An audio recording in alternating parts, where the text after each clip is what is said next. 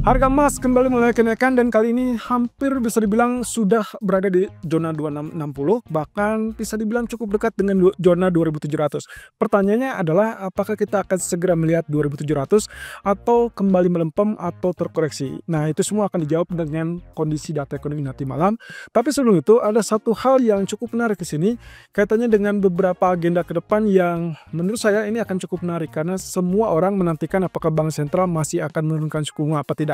Dan itu akan kita lihat dari pernyataan-pernyataan para central bank berikut ini. Ya, Susan Collins dari Fed mengatakan bahwa masih butuh lebih banyak ataupun kelanjutan dari penurunan suku bunga. Ini berarti sedikit menghambat ataupun ya bisa dibilang mereda kekhawatiran dari para pelaku pasar kaitannya dengan apa yang sempat disampaikan oleh Powell di minggu yang lalu bahwa Federal Reserve kemungkinan tidak perlu buru-buru untuk melakukan penurunan suku bunga. Nah, sebaliknya teman-teman, ini juga sudah pernah kita bahas terkait dengan pernyataan Powell tersebut, arti ataupun bahkan ya apa sih yang coba untuk disampaikan oleh Powell. Jadi Susan Collins mengatakan bahwa beberapa penurunan suku bunga ini masih tetap diperlukan dengan alasan kebijakan Bank Sentral yang masih terbatas atau restriktif. Nah, alasannya kalau misalkan kita perhatikan dari tujuan Bank Sentral waktu dia memutuskan untuk menurunkan suku bunga, itu sama sekali belum memutuskan terkait dengan target normal ataupun kita sebut saja neutral interest rate. Jadi suku bunga netralnya belum jelas kapan atau sampai titik berapa. Walaupun ya kita juga pernah mendengar terkait dengan pernyataan dari Neil Kashkari, target mereka adalah sampai ke 3,25 sampai 3,5%. Bahkan dari beberapa pejabat lainnya pun kurang lebih hampir sama. Nah, dalam hal ini karena kondisinya tidak pasti ataupun tidak jelas dan belum ditentukan, maka pertemuan demi pertemuan itulah yang akan menentukan target dari suku bunga Bank Sentral. Nah, dalam hal ini Susan Collins kembali menekankan bahwa perlambatan atau terlalu lambat untuk menurunkan suku bunga itu juga tidak baik karena nantinya akan mengancam pasar tenaga kerja.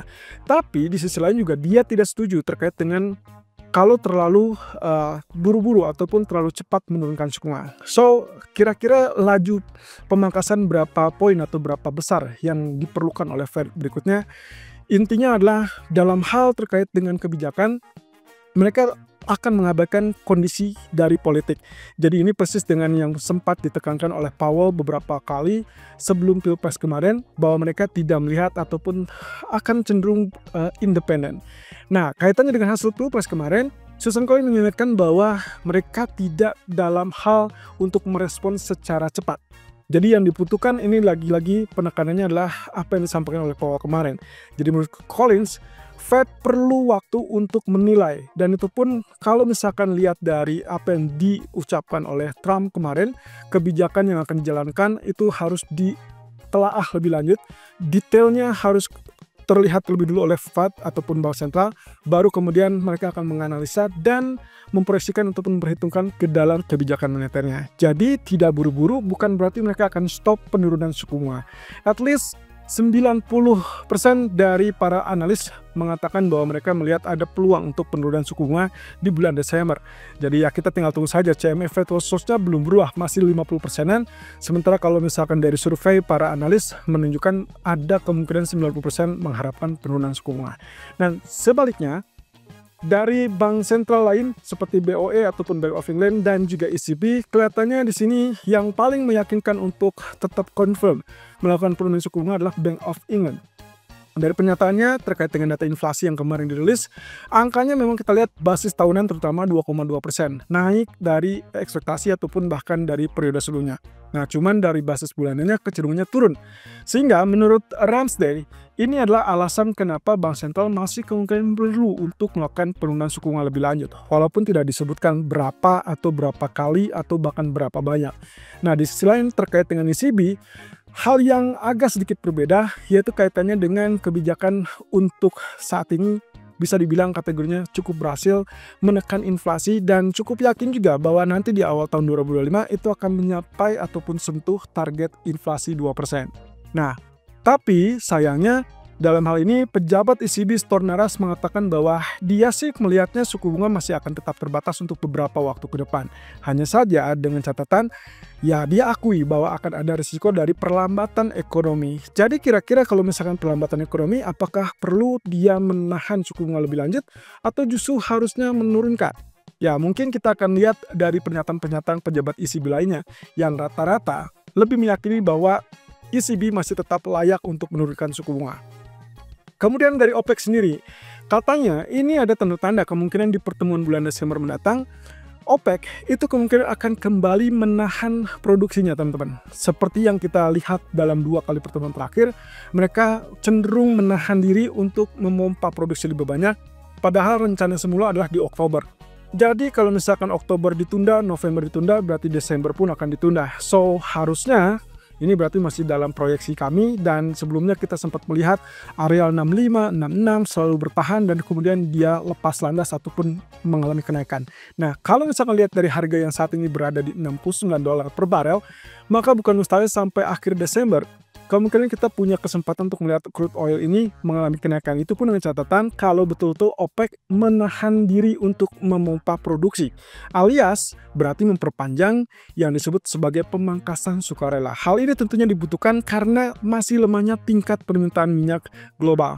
Salah satunya yang kita lihat adalah China tentunya.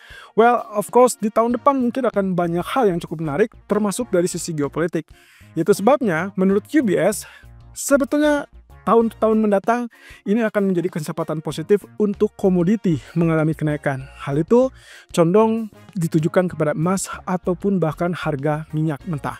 Bagi UBS, mereka melihat ini adalah hal yang cukup menarik bagi kedua komoditi yang kemungkinan bisa dijadikan sebagai aset untuk lindung nilai terhadap risiko makroekonomi ataupun bahkan ketidakpastian geopolitik. Nah, emas sendiri diperkirakan akan naik ke level 2.900 di bulan September 2025. Ya, saya tahu itu cukup panjang, 1 tahun ke depan. Tapi beberapa faktor cukup jelas di situ masih tetap membayang. Pertama yang jelas adalah ekspektasi suku bunga yang lebih rendah. Ini berarti confirm dengan apa yang dikatakan oleh Susan Collins dan juga beberapa bank sentral lainnya. Kemudian ketidakpastian seputar agenda kebijakan yang dilakukan atau akan diemban oleh Donald Trump sebagai presiden terpilih setelah dia dilantik di bulan Januari. Kemudian juga kuatnya pembelian bank sentral yang masih bisa dibilang itulah aspek pertama yang membuat kenapa emas masih tetap menarik untuk dilirik. Dan sementara untuk crude oil sendiri, walaupun patokannya kepada minyak mentah yang diperkirakan naik sampai $80 per barel, tapi ini juga berlaku untuk WTI. Biasanya selisihnya ya mungkin sekitar $3 atau $5 dari harga minyak Brent. Jadi artinya bukan mustahil harga minyak mentah WTI nantinya akan berada di kisaran $75 per barel atau mungkin $78 per barel. Tapi lagi-lagi semua itu aspeknya tergantung dari data ekonomi seperti misalkan yang diharapkan yaitu China kembali pulih. Mungkin kita belum akan lihat pemulihan dari China, tapi dengan apa yang dijanjikan oleh para pembuat kebijakan China kaitannya dengan kebijakan fiskal, mungkin kita akan lihat beberapa waktu ke depan mungkin kita akan lihat rebound-nya. Nah, di sisi lain, alasan utamanya kenapa harga minyak kemungkinan akan juga bisa mengalami kenaikan yaitu terkait dengan keterbatasan supply untuk mengimbangi lemahnya permintaan minyak global. Dan juga sekaligus untuk mengantisipasi kondisi di mana Iran ataupun Venezuela kemungkinan akan dikenakan sanksi kembali saat Donald Trump kembali memimpin Amerika. Jadi ya beberapa hal yang tidak bisa dihilangkan di sini adalah ketidakpastian geopolitik dan juga ketegangan geopolitik yang masih ada, termasuk risiko makroekonomi. Jadi menurut Anda kira-kira emas apakah masih punya kesempatan untuk mencapai 2.900 atau bahkan 3.000? Ya saya rasa dengan uraian atau penjelasan UBS tadi harusnya masih bisa terjadi di tahun depan. Sementara itu rencana ekonomi atau rencana paket ekonomi Jepang kelihatannya sudah di-spill ataupun sudah dirilis. Targetnya adalah kisaran 21,9 triliun yen, itu berarti sekitar 141 miliar US dollar. Dan rencananya ini adalah paket bantuan atau yang bisa dibilang sebagai stimulus ya ekonomi untuk yang bisa dibilang ini include dengan paket kebijakan upah. Jadi kalau Anda perhatikan dan cermati apa yang disampaikan Ueda, Katsuo Ueda atau Gubernur Bank Sentral Jepang, mereka mengisyaratkan mereka akan lanjutkan dengan kenaikan suku bunga, asalkan catatan yang pertama adalah mereka harus melihat kenaikan upah yang berkelanjutan. Ya kita tinggal tunggu saja realisasinya apakah akan terbentuk atau tidak. Yang jelas Desember, Januari masih memungkinkan untuk terjadinya kenaikan suku bunga dari BOJ. Oke, data untuk nanti malam, perhatikan initial jobless claim. Kali ini ekspektasinya adalah 220.000 dari 217.000. So, harusnya itu akan terjadi kenaikan, that means negatif untuk US dollar. Berarti emas ataupun mungkin kita bicara tentang secara keseluruhan dolar melemah, itu berarti punya kesempatan untuk melakukan atau kembali naik. Dan juga sekaligus memperbesar peluang untuk pemangkasan suku bunga bulan Desember. Kemudian ada indeks manufacturer dari Philadelphia, itu juga sedikit bisa dibilang memberikan pengaruh yang signifikan pada market, pergerakan market.